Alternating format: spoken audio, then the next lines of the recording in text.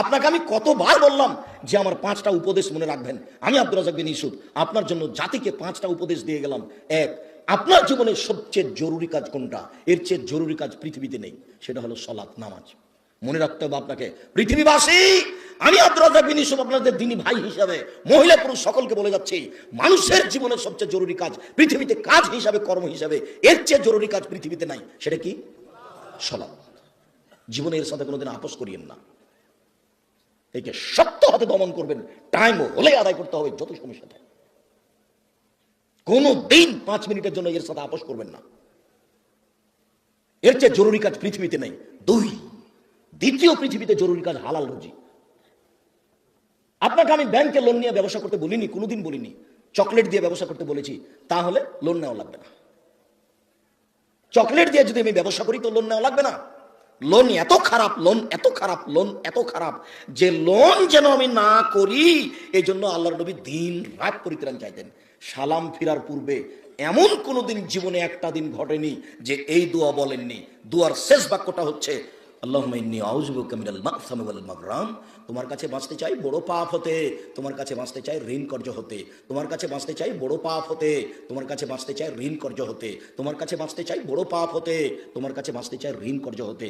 এই বাক্যটা না বলে তিনি কোনোদিন সালাম ফিরেননি। এ কথা আয়েশা রাদিয়াল্লাহু তাআলা আনহা বলেন, হাদিস বুখারী মুসলিম।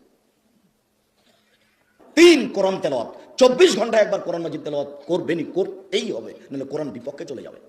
বেশি না পারলেও কি বলেছি, সূরা ইখলাস 3 বার পড়েন। একবার কোরআন মাজিদ পড়ার সময় নাকি হয়, কেন পড়েননি? আজকে বলেন তো যে আমি পড়েছি, বলেন। এই ছেলে, তুমি লাভ দিয়ে বলো যে আমি পড়েছি। একটু হিসাব হয় না কেন? কেন পড়তে পারেন না? কেন পড়তে পারেন না? কি আছে সমস্যা যে পড়তে পারেন না? কেন পড়বেন না? সূরা ইখলাসটা আপনি 3 বার কেন পড়বেন না? নিজেকে মানুষ মনে করেন না? নিজেকে গরু ছাগল মনে করেন? বুঝেও বুঝে না ওরা, চক্ষু বুঝেও বুঝে না ওরা, অন্তর আছে বুঝে না, দেখেও দেখে না ওরা, চক্ষু আছে দেখে না, শোনেও শোনে না ওরা, কান আছে শোনে না। উলাইকা কাল আনাম, তারা পশু প্রাণীর মতো, তারা গরু ছাগলের মতো, তারা কুকুর শ্রীগালের মতো, বাল হওয়া জাল বরং তার চেয়ে খারাপ। নিজেকে গরু ছাগল মনে করেন, পশু প্রাণী মনে করেন। কেন আপনি পড়েননি কোরআন মাজিদ আজকে? অন্তত সূরা ইখলাসটা কেন পড়েননি? এটা হলো 4 নম্বর। 1, সালাত। 2, রুজি। 3, কোরআন তেলাওয়াত। 4, 2 জন যেখানে বসে আছে সেখানে বসবেন না।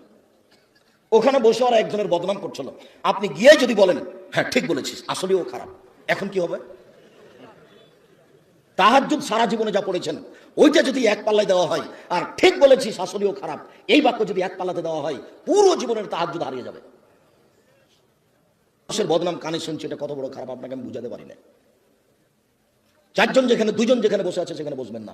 5, ছেলে মেয়ে স্ত্রীর উপরে হন কঠোর, খুব কঠোর। চোখ যেভাবে ঘুরে বউ সেভাবে চলে, তার নাম ক্ষমতা। আহাল পরিবারের উপরে খুব কঠোর হতে হবে, শক্ত হাতে পরিবারকে দমন করতে হবে, নইলে তাহাজ্জুদে আপনি টিকতে পারবেন না।